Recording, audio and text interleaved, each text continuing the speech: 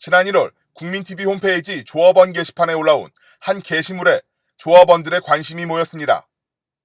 작성자는 국민TV가 가입을 독려한 우리라이프 상조에 가입했다 금전 피해를 봤다고 주장했습니다.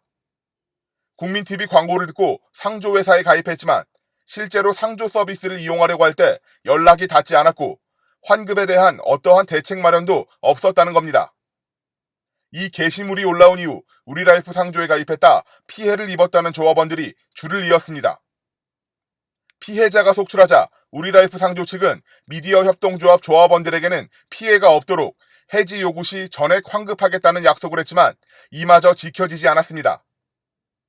현재 우리라이프 상조는 대표자와 사업 소재지를 바꿔 이전과 완전히 다른 업체가 됐습니다. 피해자들이 배상을 받을 수 있는 길이 사라진 겁니다. 2013년 10월 국민TV는 우리라이프 상조와 업무 제휴 협약을 체결합니다. 국민TV가 방송과 광고를 통해 상조회사의 회원 가입을 유치해주면 우리라이프 상조는 그에 따르는 이익금의 10%를 발전 후원금이라는 이름으로 국민TV에 지급한다는 것이 제휴 내용의 골자입니다. 그러나 계약 내용을 자세히 살피면 이 제휴 계약의 타당성을 의심하게 만드는 조항들이 눈에 띕니다. 대표적으로 계약의 기간입니다. 계약서는 계약 기간을 1년으로 명시하고 있지만 국민TV를 통한 상조 회원 가입이 3,000명에 미치지 못하면 자동으로 계약을 연장하도록 합니다.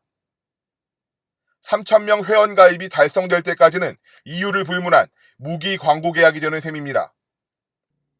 지금 이 계약 같은 경우에 가장 큰 문제는 3,000명을 채울 때까지 무한정으로 계약이 계속 갱신이 된다는 이 조항 자체가 계약을 체결하는 갑의 입장에서는 상당히 불평등하게 느껴질 수 있다는 거죠. 이거는 을에게 상당히 유리한 계약처럼 느껴질 가능성이 크다는 게 가장 큰 문제가 아닐까 싶습니다.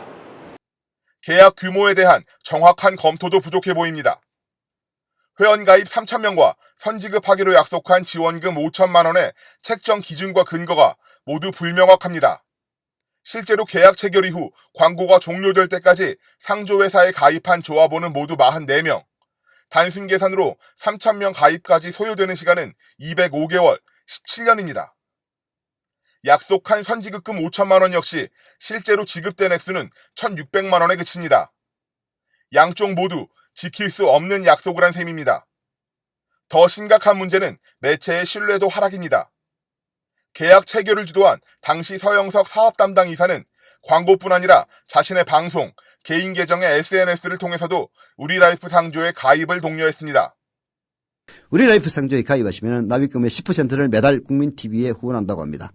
그리고 액수를 밝힐 수는 없습니다만 수천만 원대의 광고 계약을 하고 이미 광고비를 입금하고 있는 언제 세무조사가 될지도 모르는 그러면서도 깨끗하게 운영하겠다는 젊고 용감한 우리라이프 상조 혹시 상조 서비스 관심 있다면 관심 기울여 주기를 부탁드리면서 하지만 서 이사의 열띤 홍보에도 불구하고 우리라이프 상조는 곧 문을 닫습니다.